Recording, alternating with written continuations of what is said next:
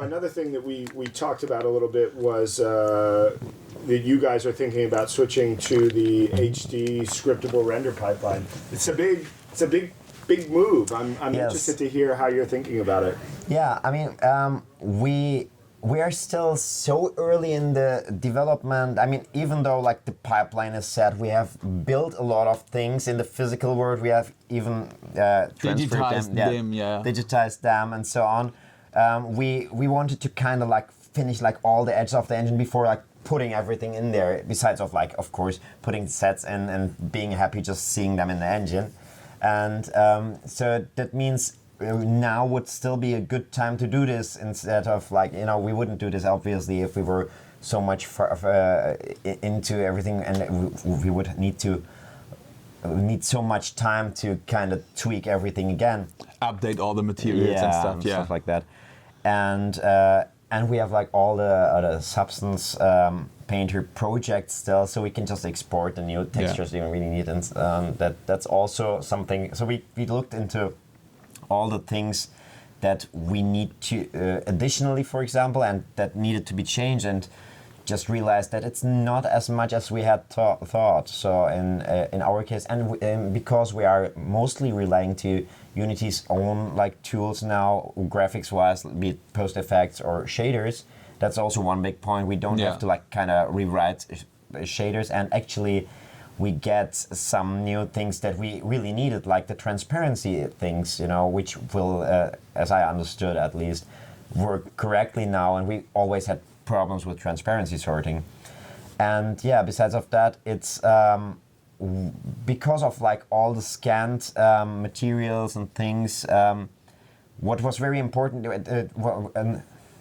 let me just think, one asset actually we rely heavily on is amplified texture, which is a texture streaming, because we have like 8K textures for almost every single object. Some of them are only 4K. So you can imagine it wouldn't work with just putting the textures. We would have to scale them down and lose quality, and you can't see the fingerprints in the models if you scale down the textures that much.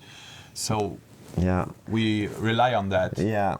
And that's basically kind of like an implementation of its software's mega textures, and that will be one thing we will still rely on. And but we are also talking with these guys, and they are also porting it to the HD pipeline, so that's important. And besides of that, our especially performance-wise, for example, our game is actually quite low. We have everything is very low poly, even if it looks so high def because of the textures. Yeah. And what like kind of is most performance-wise is most like post-processing expensive. Stuff. Yeah, even the post-processing is quite fast nowadays. Like what's like costing us the most is like the sheer amount of lights and shadows we use, and through like the tile lighting and the light culling and so on. We even in like our very first test with like the beta, it was already so much faster than what we are using now, and like in the deferred pipeline. And in the meantime, delivers an even better quality. So it was a no-brainer actually, and pushes it a little more to that feeling of it almost looks like the real thing right now. And with that, I think it's even in the first test, it was like you kind of deleted the blur layer from it. It was everything was a little bit crispier and nicer, and the subsurface guttering is especially something that really adds to the. Yeah, and I think the new Disney BRDF. Yeah. It's very nice. Yeah. Yeah. I have one more thing. It's actually the most important thing. I hated the light intensity to 1 slider, because one to one. What means 1? Yes, it was so difficult, because we even made lists with like, we actually had the possibility to have the real objects and put lights in there, and kind of looked at how it looks, tried to recreate that in the engine, looked at the light intensities, wrote them down, and kind of created a list for us to work using kind of real, values compared with the unities 0 to 1 or whatever, or more than one. More than one values, yeah. And it was super difficult to, so you couldn't just do the basic setup by saying, okay, normal light bulb would have this value and we just put it in there and it works. But you had to experiment, you had to try things out, and especially when you then, through pose effects, for example, can even make changes in the general exposure itself and other things that have an influence on the overall light amount. You have absolutely no idea where you are right now compared with the reality, and that's something that's really amazing with the HD pipeline, that you have like real world values for everything, and everything behaves like... Physical properties are reliable. Yeah, the real reliability, that's a thing especially, yeah. As we start to move into these kind of photogrammetry workflows, and also as the kind of line between film and real time starts to blur, it makes sense, right? If you're a filmmaker, you want to put up a light meter and measure, you know?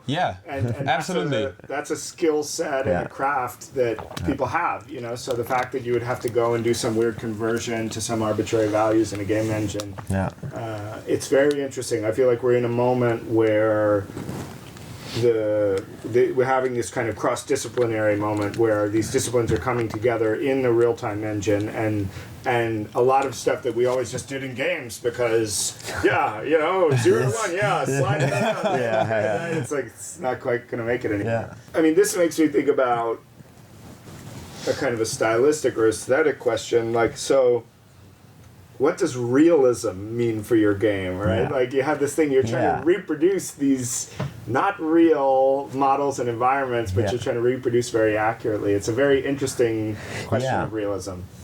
It actually is, yes. And that's, I mean, what I tried to describe also before is one important point that we use as a incredibly helpful tool is actually to be able to compare the real things with the digital things, which really helps us to nail the look, you know. So even when we are tweaking texture values or material values, or these guys, by the way, Gab also has another company, and they invented this crazy material scanner. We built a material scanner to capture real-world surfaces and getting PBR textures out of it, so we can match these textures with the real objects. We have the perfect showcase for these PBR textures, and it fits perfectly. Yeah, and also, so we have the kind of like the perfectly measured values from their textures, and we have the real world objects to compare with our eyes and so on, so we can kind of tweak everything so it looks closest to the real things we build. And but what you said is also interesting. It's not like real in terms of photorealistic, but which, by the way, also helps because it's not the uncanny valley effect you would have. So you can get away with a lot of things because it is still abstract.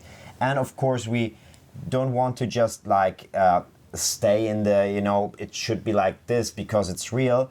But we make also use of things like a little bit over-exaggerated, like volumetric lights and so on, because it adds to the atmosphere. So we have the freedom to use, you know, these more abstract and digital things as we need to add to what we in the first pass try to kind of recreate as perfectly as possible, because it gives us the kind of like the baseline to know, okay, this is how it should be, and from there on it's like adding like effects, you know.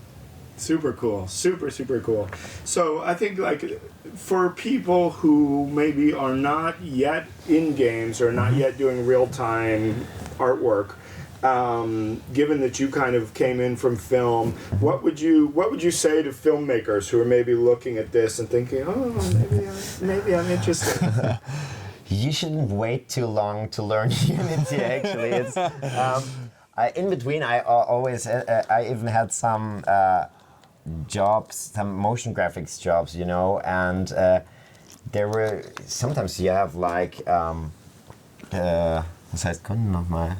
Customers. So sometimes you have customers who are like, yeah, we need this and that, and you have 2 weeks of time actually, and obviously you could do these things with After Effects. You couldn't even do them in a classical like 3D environment because the rendering alone would take too long. Yeah. And I've made some things with Unity now which you can blow up to 4K and just render. I mean, saving the JPEGs takes longer than actually rendering it, you know, and that's amazing. And the extendability of the engine to fit like exactly your needs is really an amazing thing. And it also, and this would be only the thing that would be useful for filmmakers, for example, but it also enables creators in general to kind of leave the boundaries of the medium, because that was, for example, we wouldn't have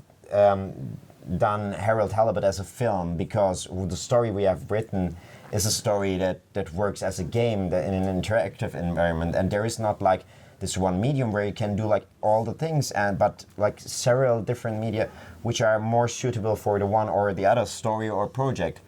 And to have a tool like Unity enables, actually breaks with these boundaries that you have between like film or games or even other like installations, for example. You can do, we did some projects with Uniduino also in the asset store. I don't know if it's still there. You could like connect Arduino to Unity and do stuff with like, you know, you have so many possibilities, and that's something amazing to have. And even if you know only a little part of it's actually great to be able to only know a little glimpse of it, even after you're working for years with that, because you know you can always use it and do more things with it. And yeah, it's super exciting actually. It's like a gigantic tool set that never ends. That's awesome. I think that's a great note to end on. A giant tool set that never ends. Amazing. I love that. So if people want to find out more about you guys and about your project, where should they go to connect with you? Yeah, they can visit our site. It's www.haroldhalibut.com. I guess you are also like putting it somewhere. Hopefully.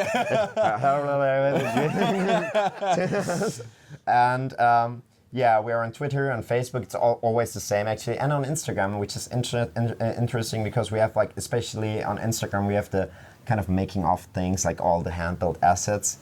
There it's divided by a underscore. Yeah. It's Harold Halibut.